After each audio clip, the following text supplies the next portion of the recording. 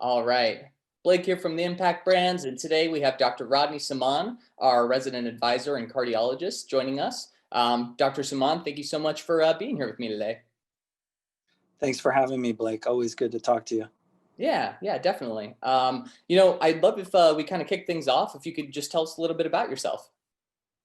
Sure. So I'm based out of Los Angeles. I'm a preventive cardiologist. I trained in internal medicine and pediatrics originally, and it's called MedPeds in Cleveland. University Hospitals now also known as Case Western Medical University. I went to med school in University of Kentucky in Lexington, and then I did adult cardiology in New York City at St. Vincent's. I've also done some work with news in terms of like ABC new medical unit as an intern.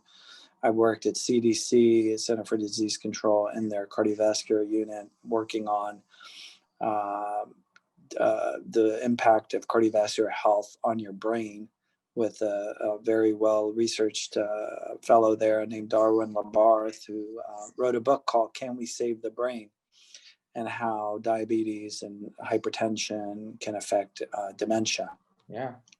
So I did some work there with him, and always been interested in preventive cardiology. So and private practice in Los Angeles doing preventive cardiology. I've also published a book on dietary fiber, and the prevention of cardiovascular disease. So that's basically it. I do mostly adult cardiology, some adolescent patients who aren't too young, but I am certified to see pediatrics as well. That's great. And what was it that really attracted you most to the field in general, to the medical field first? Well, I'm actually the first in my family to be a doctor. I sort of grew up playing sports, getting injured, going to see doctors. Right. I had some family members who were sick, and just saw that it was very empowering to know about your health. And this was before the ability to search the internet for information and sort of try to figure out what's going on. I know a lot of patients do that now. Whether they can afford healthcare or not, or insurance, or trying to, in many good ways, learn about their health and be proactive. Where, we didn't really have that opportunity back then. So I like the science, I like the data, I like the ability to tease out what is real and what's not. And so it was definitely the right field for me. Yeah. So I'm very happy with it. What about getting into cardiology? Was that something that when you were kind of, going through school, was it something you always had your eye on, or did that come about later? I never thought I'd be a cardiologist. Actually, I was more into sports. So, I thought sports medicine or orthopedics, but I did some rotations in those fields. Didn't really like it that Sure. much.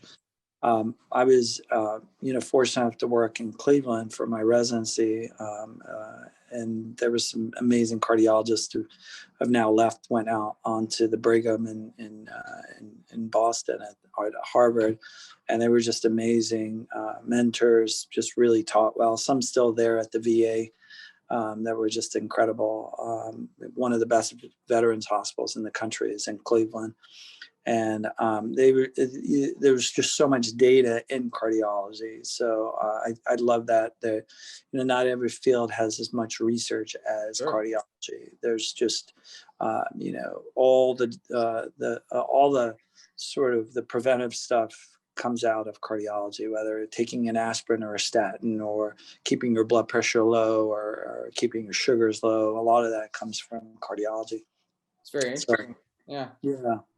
So, if you think back, there's a few presidents that have had cardiovascular disease. FDR died of heart failure.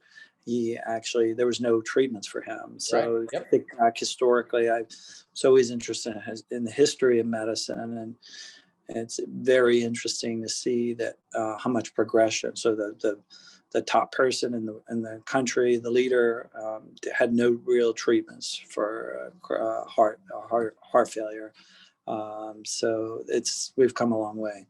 Right. Yeah. Yeah. It's fascinating. Do being a cardiologist and having all of this insight, are there any specific health routines that you gravitate towards that are kind of like, something that you feel is important for you, or, that you might do where others aren't? So I always, I know there'll be a disclosure about, talk to your doctor, Of and, course. Yeah. Yeah. so, always say talk to your doctor. But things that I do personally, I think that also I talk to all of my patients about. I think we've talked about this as well in terms of, I think of it as the four legs of a table, um, that are the keys to health. And these are things that I do personally. So number one, probably I used to think it was nutrition was the most important. And now to me, I think it's sleep. I think sleep, Yep. there's a book called Why We Sleep, or The Importance of Sleep. It's on an app called Libby. I think we've talked about that. You can cite it in your notes. Yeah. The Libby app. But Libby is like a free app through your library card, which connects you to free books, Audible or not, if you want to read them or not. Great resource. Yep. But there's a book there on sleep called Why We Sleep, or The Importance of Sleep. And it was really eye opening. I've always been interested in sleep, but going into more of the science, why we sleep, how it rejuvenates you, prevents cardiovascular disease, hypertension, even maybe cancer, and weight gain actually. So one thing about the importance of sleep too is that you most people need about 8 hours. I think I personally was going to bed too late, like 11, 12. Now I go to bed around 9 to 10 actually. I don't even use an alarm clock. I actually have a 3-year-old, so that kind of wakes me up anyway. But We get he, both. Yep. he he he he wakes me up. But regardless, I don't think most people really need an alarm clock if they are to sleep the right hours. So if you're curious, LeBron James did a thing on the Calm app, on the Apple TV on sleep. And I even have a theory is this is why he keeps winning championships, because he really focuses on sleep. He takes naps. I'm not I love that. Yeah. saying that everybody needs a nap, but he does take naps.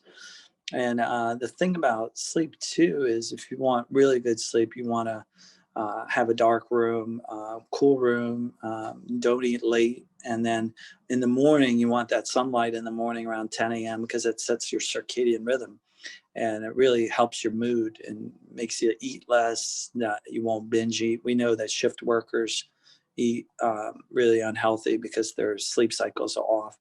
So really, sleep is a big one, and lot to learn about sleep. And the other thing I learned recently about sleep is that even if you are sitting in bed, laying in bed, and it's dark and you're not able to sleep, you were sleeping and then you kind of woke up. And some people get up, turn the bathroom light on, go eat something, watch a little TV, and try to go back to sleep. The best thing to do is to actually just lay there. You actually get some restorative rest just from laying there in the dark. And this gentleman that I heard on a podcast was saying you get about 20-30% benefit per hour of regular sleep. So it's about a quarter of what you would get from regular sleep, but at least it's something. So Sure. That's great. Yeah. so if you laid in bed for 3 hours, which sounds very boring, and you want to get up and do something, you're getting about an hour of restorative sleep or rest from just that. And I've found that if I do that, then I usually just fall back asleep and forget that I was like awake. Right. Right. So I do think that sleep is huge and probably would be the top priority. The other legs include nutrition. I talked a little bit about fiber, but getting more fiber, fruits and vegetables, especially like apples.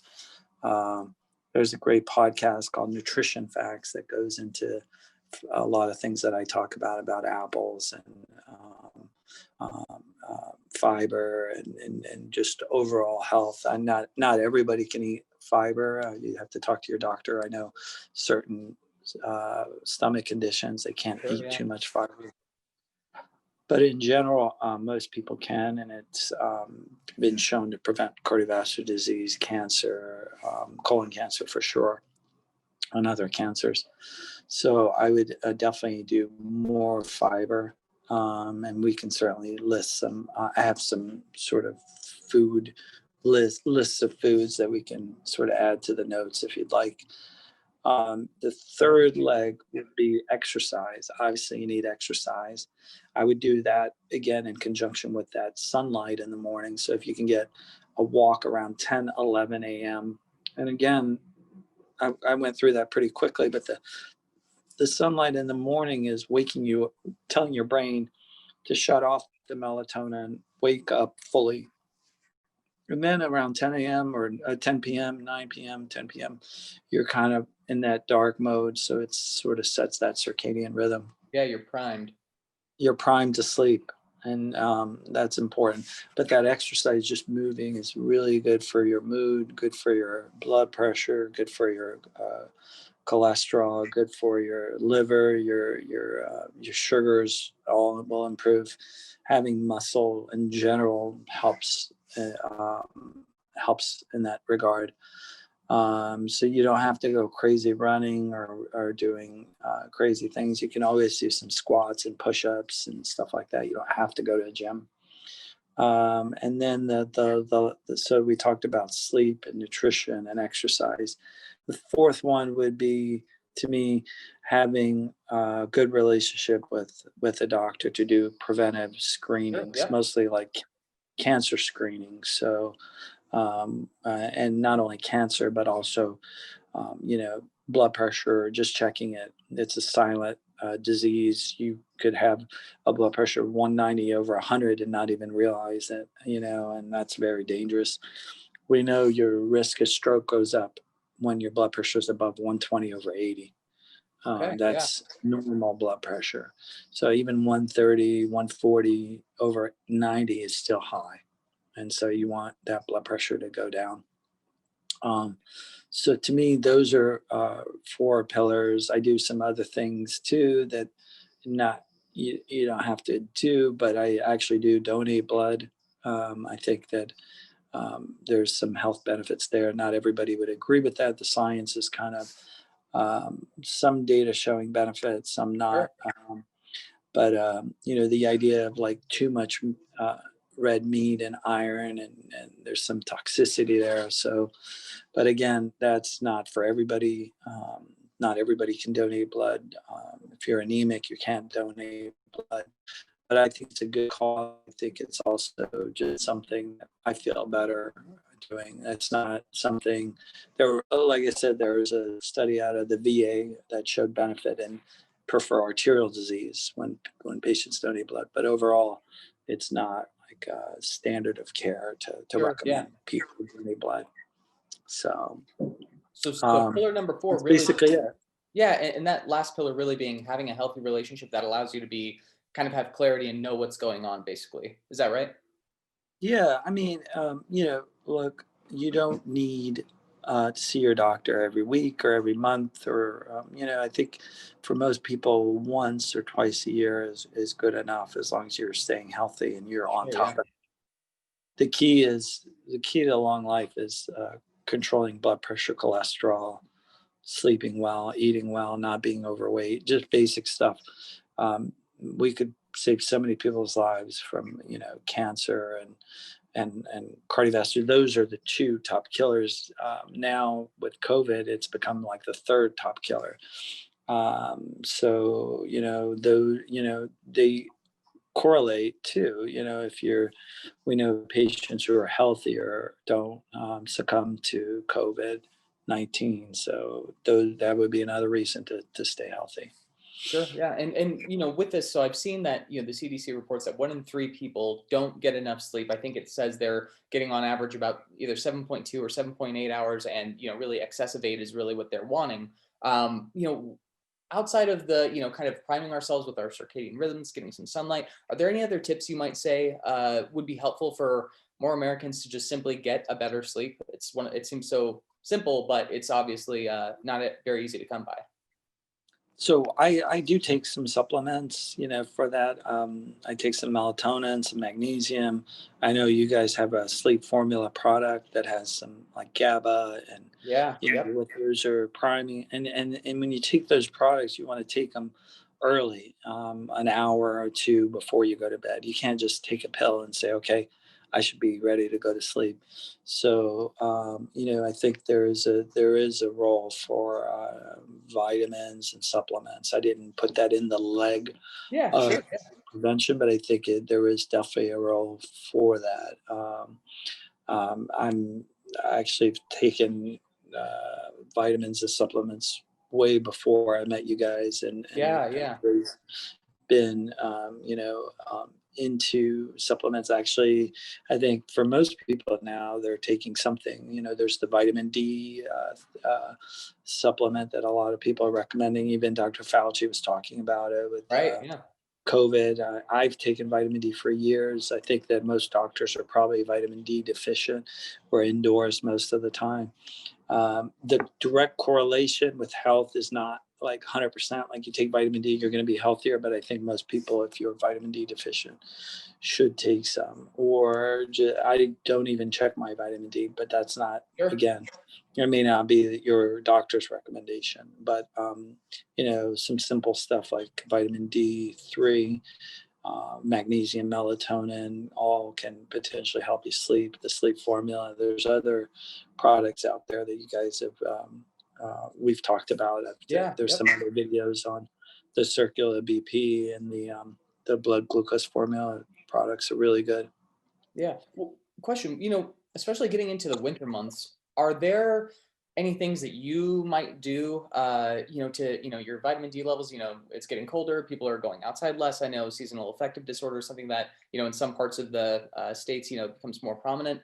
Is there anything that is kind of something that you might recommend or not recommend, but that you might do to help supplement or, whether it is taking vitamin D or any other kind of tricks you might use to keep your Yeah, supply high? I'm glad you brought that up. I mean, I think let's face it. Seasonal affective disorder or mental health issues are a growing concern. I don't separate that out from what I do. It is a component of what I do. I do screenings for depression and anxiety. I think that we should be very honest and humble as doctors and individuals that we're capable of feeling down. Like the weather's Sure. overcast in LA, we have about 300 days of sun and it's overcast one day and it affects people's mood. Um, um, so if you're used to sunlight all the time and you don't get it, you will not feel the same. And we should just be honest about it. Now, how do you deal with that? Now, again, if you get good sleep, your mood will get better. Nutrition, there's plenty of data that the fiber in your gut or the foods that you feed your gut are basically the probiotics or basically the nutrients for the bacteria, the microbiome in your gut that actually feeds your gut. So you need more fiber, which also helps your mood. We know there's some data that there's an interaction between the gut and the brain. In med school, we called it the second brain. Right. The Yeah. gut is your second brain. And so I think everybody knows this. If you eat junk food, your mood is different. And if Mhm. you eat healthy food, your mood is better. I think this is really important to bring up. Again, there's not 100%, data, but there is some evidence suggestion that when you eat a high fiber or Yeah. a very nutritious meal, it's going to help your mood. So that's important. Sunlight, the vitamin D. I even things like journaling, writing in a journal can help your mood. Writing your thoughts down. Um, there's Yeah. other I'm an things out avid there. notebook. Yeah, just being in the moment, being in the. I think a lot of times and there's obviously a movie now that a lot of people are talking about called Social Dilemma about social media and its effects Right. on your mood. And, that it's unhealthy to be spending so much time on the internet and on social media. and it's a complexity of things that partly comparing to other people and seeing what other people are doing, but also it's the distraction of being on your phone at night. The blue light's really bad for you, but also it's the fact that you're not in the moment. Yeah. If you're thinking about something else, I think everybody's experienced this when you're worrying about something or you're thinking about something else, how that affects your current state. Because like right now, you and I are talking, and if I'm thinking about patients or I have to go, let's say I have to go change my oil, or, oh, there's something Right. wrong with Yeah. my car or whatever. You're not in the moment because you're thinking about 3 or 5 things at Sure. once. And so really what you want to do is just focus on that one thing that you're doing. And I think that's really the key to kind of dealing with your mood. Now, there are some people that need antidepressants or something much more aggressive. Those are things out there that um, you need to talk to your doctor about. So Yeah, yeah. And it's funny too. You kind of mentioned, when you eat an unhealthy meal, things like that. It's like, we have young ones, 3 and under, and there are times when it's just okay. We got to get something quick. But when you make that decision, typically for the faster food, even if you're trying to make a healthier decision, my wife and I will just look at each other and be like, oh, I feel so bad about this decision. You're down on yourself. You're wishing you made a different decision. And conversely, when we're making something at home, preparing with fresh ingredients, mhm, mhm, our mood is much higher. Our, levels are, I have a better sleep. And it's one of those things that I can feel it every time. But of course, there's no specific, mhm, data saying, oh, you're going to feel bad mhm. when you eat this. And, just kind of everybody feels it and has an experience in some way, it seems like. I'm glad you brought up kids because I think it's very important in terms of kids. Number one, learning good, healthy behaviors is important. In terms of even pregnant women, there's a lot of data on pregnant women and what's going on in their womb and how that relates to mental health disorders and depression in the child. So, for example, if a pregnant mom is stressed out, she's working 3 jobs and not sleeping well, and maybe there's an unstable relationship at home. All of those things affect the baby. So you want to get out of those situations. But on the other hand, I do think it's important that there's a stable relationship at some point for the child. I think that certainly helps Sure. Yeah. children's moods, and then also will help, with just leading good, healthy meals. Less juice, more water, less sweets. A lot of kids don't really need sweets, like Yeah. dessert or anything like that. They don't really care for them. I think we just have sort of, learned to, do that. We used to give, those chicken nuggets to kids, and now to our kid, and we went to, the plant-based versions. Sure. Yeah.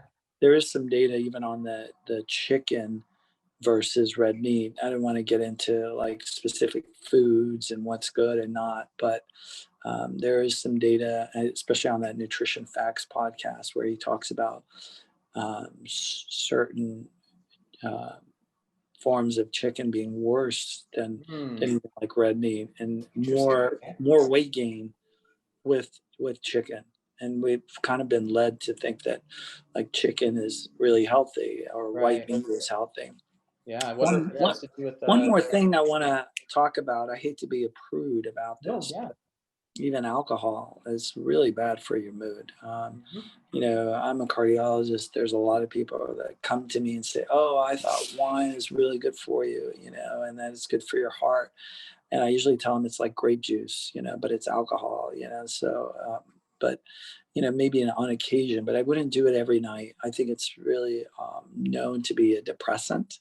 Mhm. It's also known to spike up sugars and increase most cancers, especially breast and colon cancer, oral cancer, especially if you smoke. So those are some other things Yeah.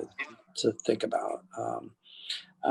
I do drink alcohol, but very rarely, not on a weekly basis, maybe monthly to quarterly. I Sure. will Yeah. have a drink. Um, Yeah, and with that too, I'm curious, is there any one, yeah, I'm sure there's many things, so it's probably hard to isolate one, but this is, I think, a good example with alcohol. Is there some activity that if you had a magic wand and you were able to kind of release all of your, all the people of the world of that, if it was alcohol or if it was smoking, is there kind of like one thing that you're like, oh, this is more detrimental than any that you're most concerned about? I would say definitely smoking would be higher up, but then right behind it, not far behind, is alcohol, actually. And and then behind that, any obviously drug use would not be good. I know there's people that see some benefits in like marijuana. I would say more the CBD part of it would potentially be okay, but Sure. not as much as marijuana. There's definitely some evidence that's very bad for your heart. Some people say it's good for pain. I don't think we have enough evidence to show that. But any extra drugs you're putting in your body is going to be toxic. So smoking, drinking, and any illicit drugs would probably be the number one. I would say if you want to do one really good thing for yourself, eat an apple. If you could eat an apple a day, there's something really nutritious in the peel. Absolutely. Most people are like eating bananas. I'd recommend apples more than bananas. It's pretty good data on that now. I think there's way more people now into that idea of eating apples. I love that. And my next question was going to be: is there one thing you wish everyone was doing? So let's say the apple. We've talked about this. Diabetics like myself, I'm not eating a full apple, but you've talked about with me that hey, the skins and the fibrous outsides of the apple, containing plenty of the nutrition, and that's something I've started doing. It's just give my kids, they don't care for the skins anyway, so I'll carve those out, and here's your apple, and I get to take the nutritious part for for my own selfish needs, I guess. But I've been. I know I've talked a lot, but I'd love to hear your feedback on some of the things we've talked about, like the Yeah. sleep and the apples and how you feel and how your sugars are doing.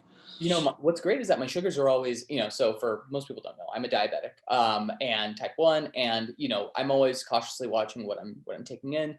When I'm just, going and getting like the fibrous parts of the apple, I don't notice anything. It's usually, small enough that of what you're eating that I don't see any kind of spike or anything like that. It's really just like a small snack, and it gives me. I actually miss more than anything. Years ago I was diagnosed. It was my late 20s that were my late 20s. I figured out I was diabetic. So I used to eat apples all the time. I used to eat plenty of different things. And I really missed that when I would eat an apple, I would have this feeling like if I did feel terrible, like I ate a bad meal or a fast food meal, I felt like I could eat an apple. And all of a sudden, I actually felt better again, momentarily, even for the next hour or so. And I just, it's just odd. But eating the fibrous outsides of the apple, I'm going to continue doing that because I feel like Yeah. it's my way to get the nutrition that I typically won't eat a full apple. If I eat a full apple right now, that will spike my blood sugar. But if I'm eating the fibrous outsides, I'm good to go. So that's one Yeah. very positive piece. And what about the sunlight in the morning and the sleep and all that?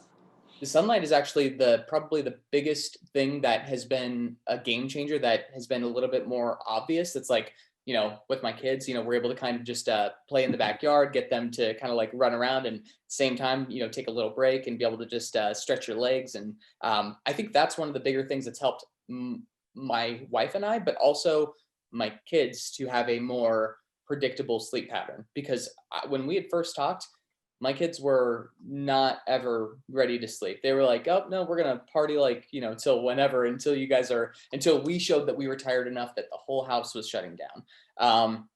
So once we were able to kind of implement at least, and sometimes it's not always 10 a.m. We try to get between 10 a.m. and 12 p.m. or 12 p.m. Just between there and lunch. And when we're doing that, those kids are always ready to sleep. They're always, primed, and they seem like, okay, yep, it's time. they're showing us they're tired before we're trying to convince them to be tired. So Yeah. that's, one thing that, and, Yeah. I got to think sometimes when we're not doing those activities or if we miss it, there's definitely for sure some nights where we're, at a loss and we're like, these kids will never go to sleep. Yeah. And, I want to bring up one of that's awesome. I love to yeah, hear that. And I think, oh my God, I mean, in some ways the sun has gotten a bad rap, right? Because we talk about skin cancer, and obviously your skin type is high sure. risk. Oh yeah.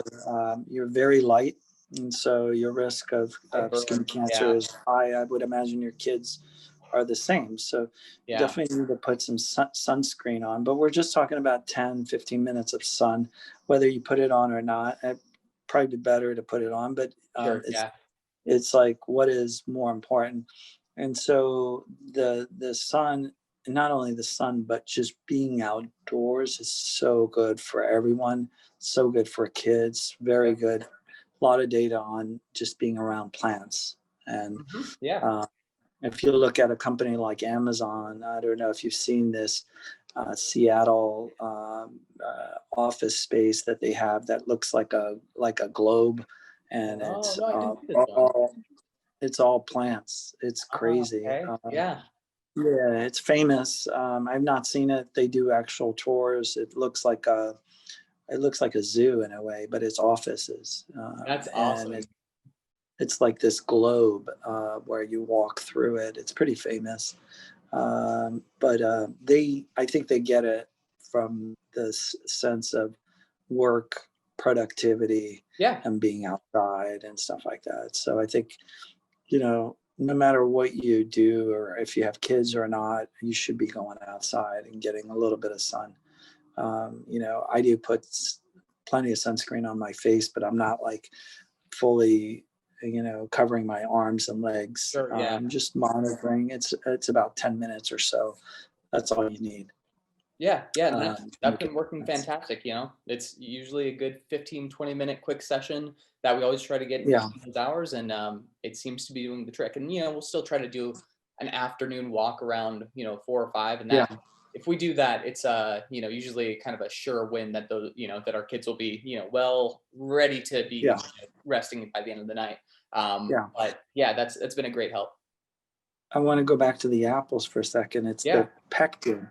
It's the pectin in the peel that has shown some anti-cancer effects Interesting. in Yeah. rats. And I, I mean, I can almost guarantee you personally, I can tell when I haven't had an apple. Yeah. So, like for example, today I actually didn't have an apple yet, but I will, and my energy level will go up after eating an apple. And Hmm. there's just something very magical about it. I think I brought this up once that Zac Efron Oh thing yeah. on Netflix Uh-huh. about I don't remember the name of it, but he talks about the origins of the apples in that out of Kazakhstan. Yeah, that's right. So it's Yep. like former Russia, and he shows all the benefits of the apple, that it's a superfood. I've actually shown that to some of my patients, that actual video, because now you can just pull up your phone and Yep. find it. But I know you've watched that program Yeah, it and was a good one. enjoyed it. Yeah, he did a pretty good job at that. So yeah, so those are the keys. I would love for people to try some of those things. Some of your products would be perfect supplements to add, and go from there. Sure. And question on the apples. Red or green? Is there a preferred? Is there more nutrition or better I'm curious on that.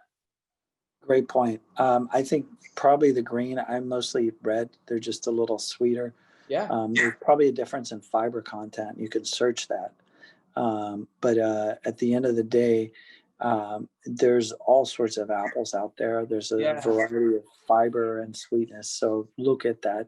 That book I've mentioned, that Eating on the Wild Side, goes into the specifics of apples and different things, even sort of a brown or a purple, like sweet potato Interesting. versus a white potato. So obviously more colorful foods.